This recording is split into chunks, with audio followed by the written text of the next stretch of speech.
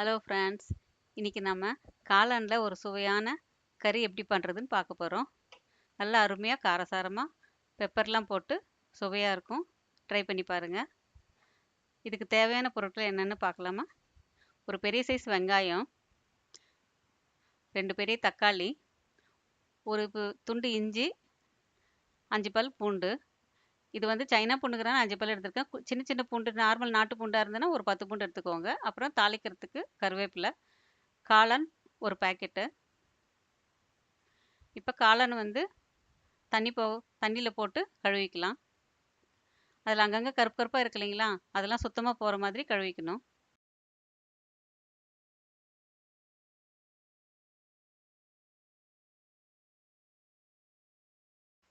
அவ்வளோதான், கழுவியாச்சு. இப்போ நம்ம எல்லாத்தையும் கட் பண்ணிக்கலாம். காளான் கட் பண்ணியாச்சு. வெங்காயம் தக்காளி பொடி பொடியாக கட் பண்ணியாச்சு. இஞ்சி பூண்டு இடித்து வச்சுருக்கேன். இது தாளிக்கிறதுக்கு ரெடியாக இருக்குது. தேவையான மசாலா பார்த்தீங்கன்னா, ஒரு 3/4 ஸ்பூன் வந்து மிளகாத்தூள், 1/4 ஸ்பூன் மஞ்சள் தூள், ஒரு 1/2 ஸ்பூன் வந்து பெப்பர் இடித்து வச்சுருக்கேன், உப்பு 3/4 ஸ்பூன். இப்போ அடுப்பில் ஒரு வாணலி வச்சு தாளிக்கிறதுக்கு ரெடி பண்ணிக்கலாம். 2 ஸ்பூன் எண்ணெய் விட்டுக்கோங்க. கடுகு தாளிக்கிறதுக்கு போட்டுக்கோங்க. இப்போ நம்ம இடித்து வச்சுருக்கோம் இல்லைங்களா, அந்த இஞ்சி பூண்டு சேர்த்துக்கோங்க. ஏன்னா முதல்ல இஞ்சி பூண்டு போட்டு வதக்குனிங்கன்னா உங்களுக்கு கொஞ்சம் நல்ல வாசனையாக இருக்கும். வெங்காயம் போட்டுட்டு அப்புறம் இஞ்சி பூண்டு போடுறது, முதல்ல வந்து இஞ்சி பூண்டு போட்டுட்டு அப்புறம் வெங்காயம் போட்டு பாருங்கள், டேஸ்ட்டாகவும் இருக்கும். இப்போ வெங்காயம் சேர்த்துக்கலாம். இது கலர் சேஞ்ச் ஆகிற வரைக்கும் வதக்கி விட்டுட்டே இருங்க. கொஞ்சம் கலர் சேஞ்ச் ஆனதுமே கருவேப்பிலை போட்டுக்கலாம்.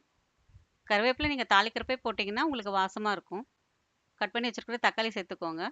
தக்காளி நல்லா சாஃப்ட் ஆகிற வரைக்கும் வதக்கி விட்டுட்டே இருங்க. இப்போ இதில் நாம் எடுத்து வச்சுருக்கிற மசாலா ஐட்டம்லாம் சேர்த்துக்கலாம். மஞ்சள் தூள், மிளகாத்தூள், அப்புறம் உப்பு, பெப்பர் கடைசியாக தெளித்து விட்டுக்கலாம். அப்போ தான் உங்களுக்கு அந்த பெப்பர் வாசனை நல்லா வரும். இப்போ காளான் சேர்த்துக்கலாம்.